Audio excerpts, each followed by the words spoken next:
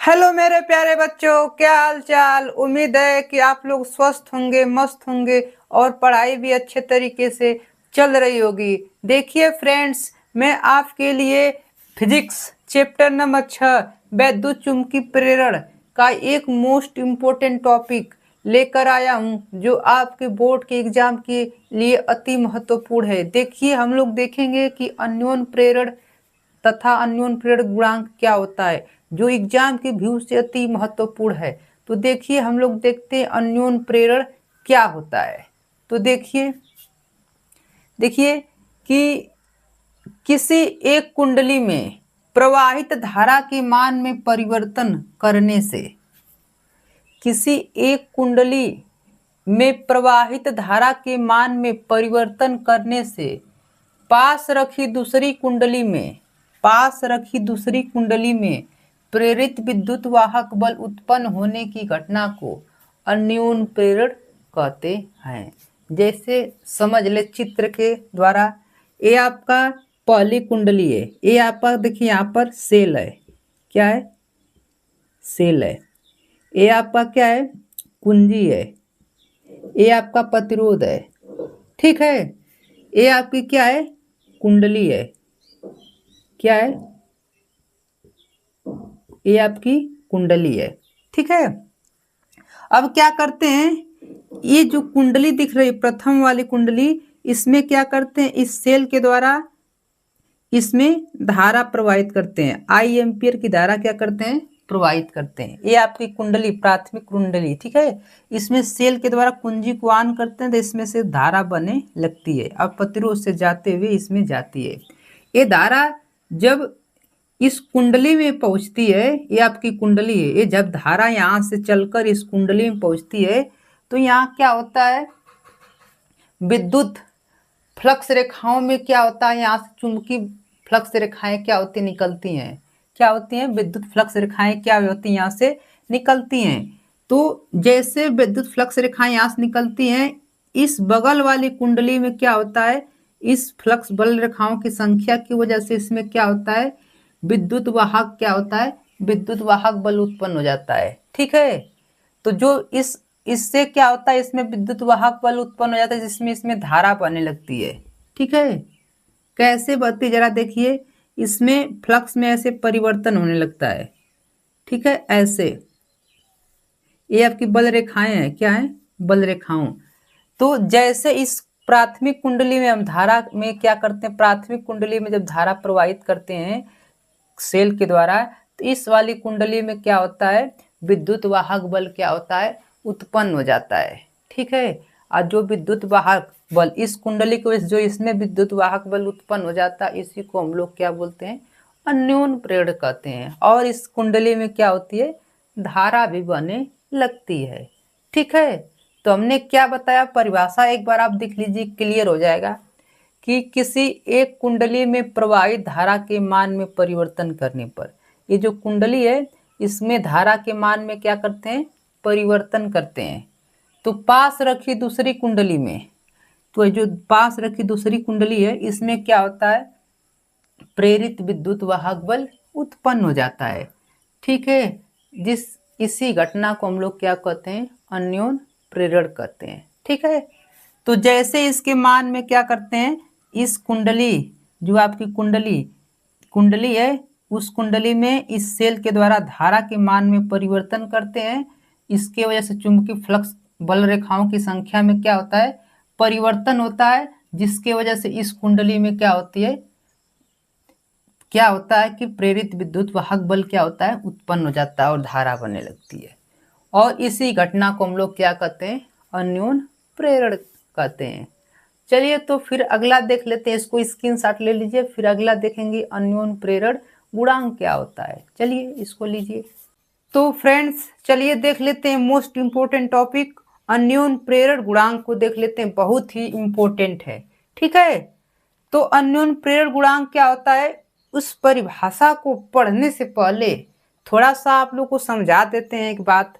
जो हमने इसके पहले क्या पढ़ा है कि इसमें, इसके पहले हमने पढ़ा कि एक कुंडली ए थी। ठीक है। जिसमें स्विच लगा था। ठीक है। और क्या लगा था, बैटरी लगी थी और रेजिस्टेंस लगा था। दूसरी कुंडली ये थी आपकी, ठीक है।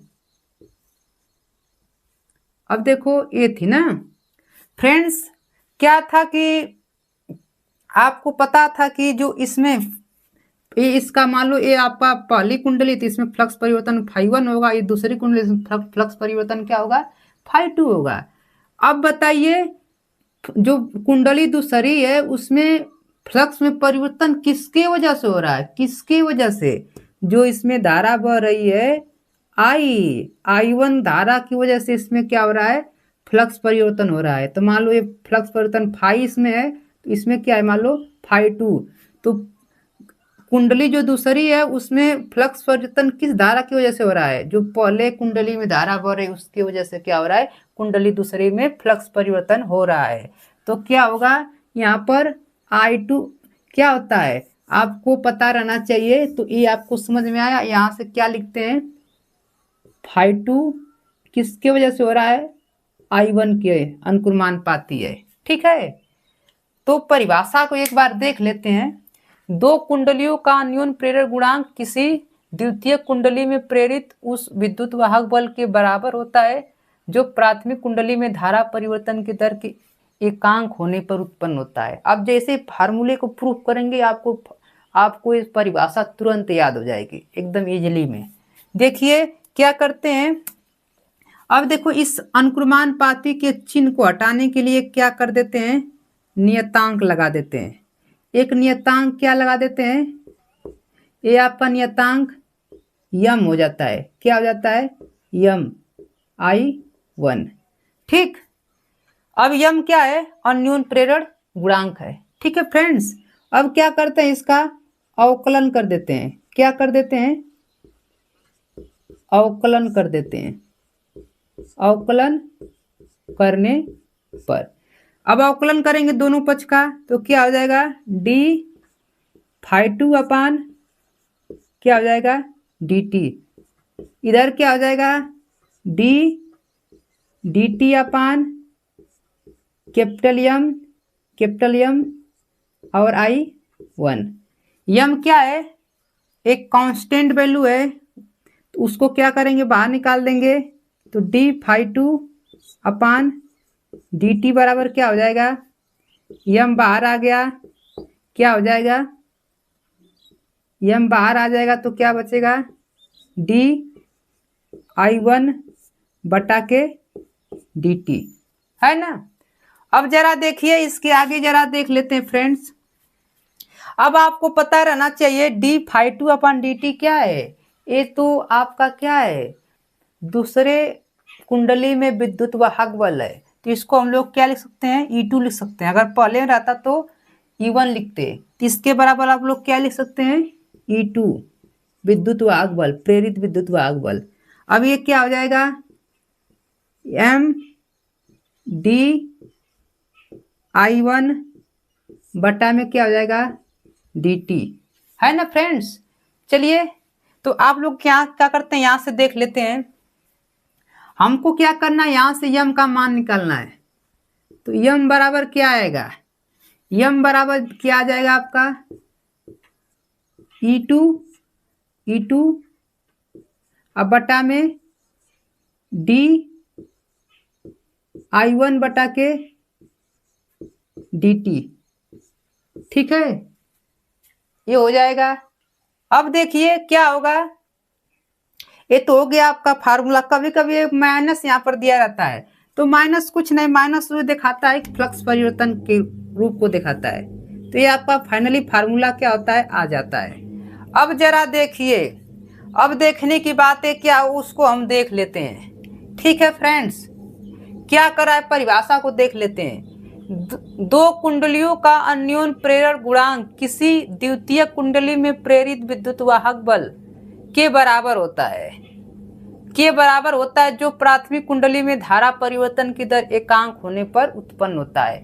यदि प्राथमिक कुंडली में धारा जो बह रही है वो एकांक हो, मतलब कहने का मतलब क्या है, dI1 अब बटा के dt रहेगा, तो क्या होगा इसके बराबर, अगर यदि क्या हो, एकांक हो। देखिए बोला है कि प्राथमिक कुंडली में धारा परिवर्तन की दर क्या हो, एकांक हो, तब यम बराबर क्या हो जाएगा, देखिए तब यम बराबर जो आपका आ जाएगा किसके बराबर, E2 के बराबर। तब यम बराबर किसके हो जाएगा, E2 के। तब देखिए परिभाषा कि दो कुंडलियों का अन्योन प्रेरण गुणांक किसी द्वितीय कुंडली, देखिए किसी द्वितीय कुंडली में प्रेरित विद्युत वाहक बल, किसी द्वितीय कुंडली में प्रेरित विद्युत वाहक बल अन्योन प्रेरण गुणांक के क्या होता है, इक्वल होता है, बराबर होता है। उस स्थिति को हम लोग क्या कहते हैं, जब धारा परिवर्तन की दर एकांक हो। ठीक है फ्रेंड्स, आपको परिभाषा समझ में आई। अब क्या कर लेते हैं, इनकी विमाओं को निकाल लेते हैं। तो इनका मात्रक, तो अन्योन प्रेरण गुणांक का मात्रक क्या होता है, मात्रक देखेंगे तो हेनरी, क्या होता है, हेनरी। बीमा देख लेते हैं, तो बीमा क्या होता है आपका, mL² T पे -2 A पे -2, A आपकी क्या होती है, इसकी बीमा होती है। ठीक है फ्रेंड्स, तो फ्रेंड्स इसको क्या कीजिए, समझ लीजिए, बहुत ही आसान है फ्रेंड्स, बहुत एग्जाम्पल बहुत ही महत्वपूर्ण है।